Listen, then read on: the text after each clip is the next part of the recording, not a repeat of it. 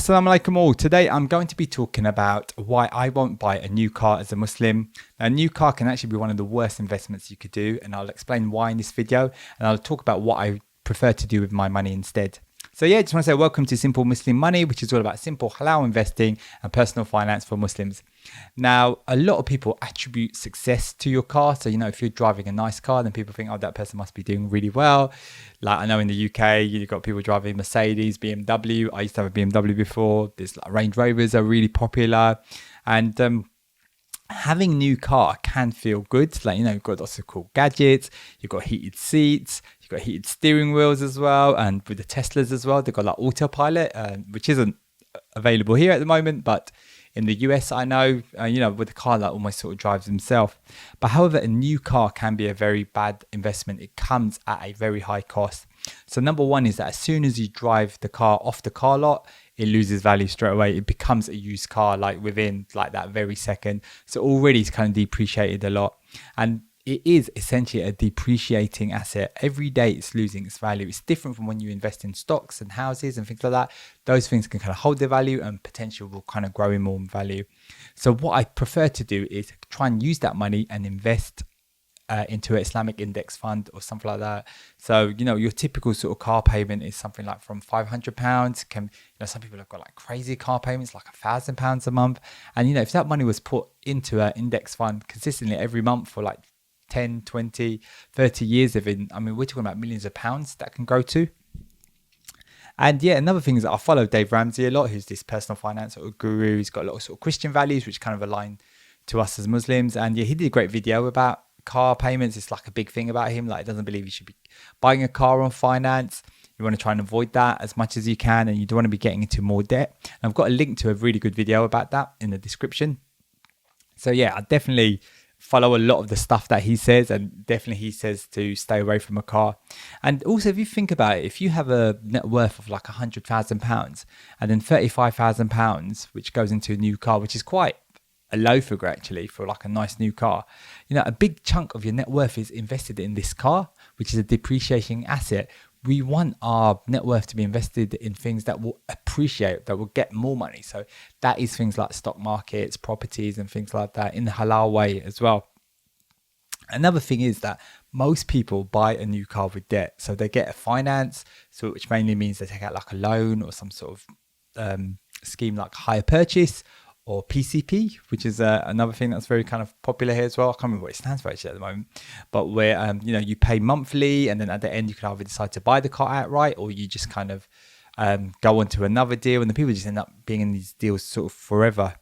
And essentially what I really like, and this is something I got from a Dave Ramsey clip with George, who's another like sort of presenter on the Dave Ramsey show. Yeah, he talks about, if you have debt for a car, if you need to use debt and you need to use finance for a car, then you can't afford it. And it's fantastic. It's really, what I really like about Dave Ramsey and all of his stuff is that it's very straight talking, kind of very easy to understand, very simple. And for anyone that's kind of struggling with personal finance, definitely recommend listening to him. He's kind of got a really refreshing style, very straight talking, very straight to the point. When people phone up, he has like a radio show sort of format. When people phone up, he's really good at just giving them like proper advice, goes straight to the point, does not beat around, and yeah, that's what I really appreciate about him. And then when you think about it again, this back to my other point, is like you're getting debt on a depreciating asset, and which is crazy. Debt is what holds people back from building wealth. And, it's better to put money into wealth creation rather than wealth depreciation, which is what happens when you do put it into a car. And the next thing I want to talk about is what are rich people doing? Rich people are not buying cars. Now, I'm not talking about the super wealthy, like, your athletes and people like that, but I'm talking about your everyday sort of, millionaire next door, as a book that I've kind of done a video about before. They're not putting their money into new cars. They're putting their money into investments, into either property, stocks, and things like that, because, that's what's going to, build their net worth, build their wealth. So, they're not kind of investing in these new cars, and it's important for us to kind of learn from that as well. Dave Ramsey had this thing, I think it's called like the Millionaire Hour or something like that, where he talks to millionaires and speaks about how they made that money as well. So it's a fantastic thing to do.